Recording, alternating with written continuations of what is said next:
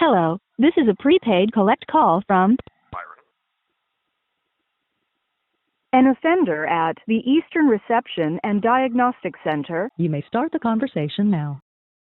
This is A Mind Unconstrained. I'm Byron Case, an imprisoned writer and poet.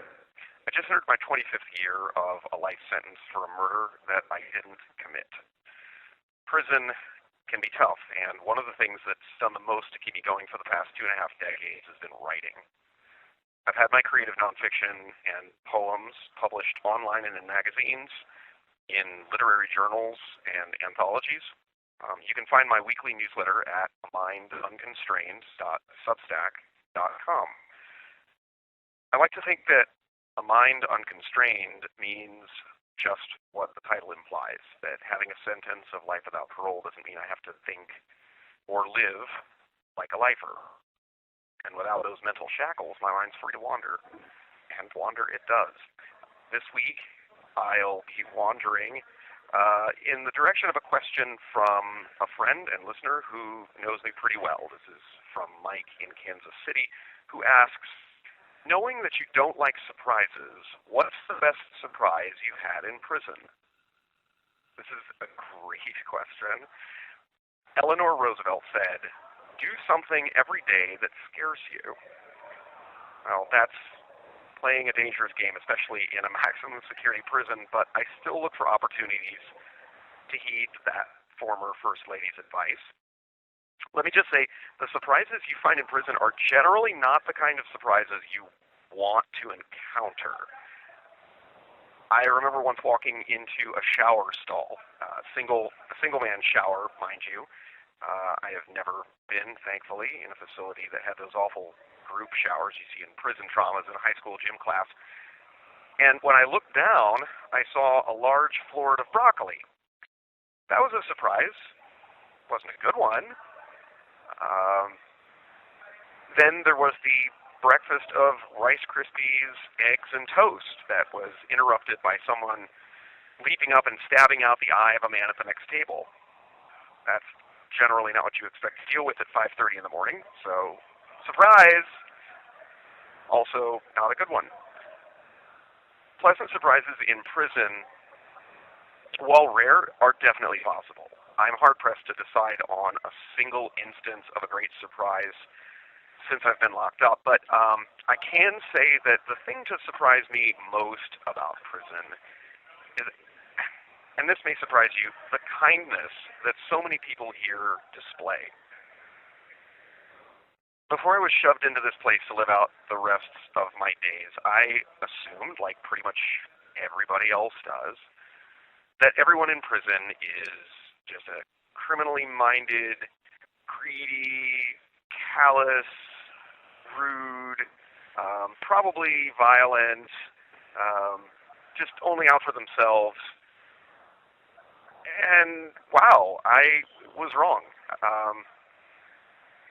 Just a couple of weeks ago, walking back to my housing unit after breakfast, my former coworker Danny came up and handed me a paper bag filled with canteen products. I said, "What's this?" And he said, "It's for you. If you told me what you eat, you'd be a lot easier to shop for." Danny had gone ahead and spent his own money at the canteen to buy me ramen, minute rice, and some dental floss, basically $10 worth of stuff, which is as much as I get from the state to buy hygiene products in a month, just because he knew that I don't get paid for my reentry center job. I worked with Danny for years in the prison media center, so I trust him not to have ulterior motives. He's a genuinely kind guy who thinks about other people. He also once committed an awful crime of passion that he desperately wishes he could undo. If I didn't believe in Danny's sincere desire to do a nice thing for a casual friend, I would have turned his gift down. But as it was, I was touched, and I accepted the food in the spirit it was intended. Danny, he also surprised me on my birthday last year. He ran across the yard with a frosty pint of praline pecan ice cream to catch me coming in from work. I don't even know how he knew when my birthday was, let alone remembered it. He was actually one of several people who knew that I was turning 47 and commemorated my birthday with gifts. Bo made me a batch of peanut butter fudge. Bob gave me 3 bags of salted cashews, which is the best thing that Canteen sells, if you ask me. And the list of gift givers goes on from there. One of the most selfless things I've seen actually happen a couple of years ago in the middle of a nasty Midwestern winter. I was in the dining hall waiting in line for a lunch tray when the kid in front of me asked if I would hold his place for a minute. And he took off these brown cotton gloves, and he took them off, and I watched him cross the space to give them to this man standing by the exit who was like mustering his resolve to face the chill outside. When the kid got back in line, he said, "That guy looked really cold." And they didn't even know each other. That kind of charity, just the ability to identify someone else's suffering and feel compassion for them, isn't what you expect in prison.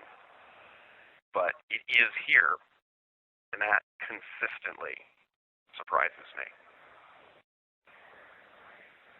That's going to be it for Mind Unconstrained this week. Mike, I hope that answers your question, or at least,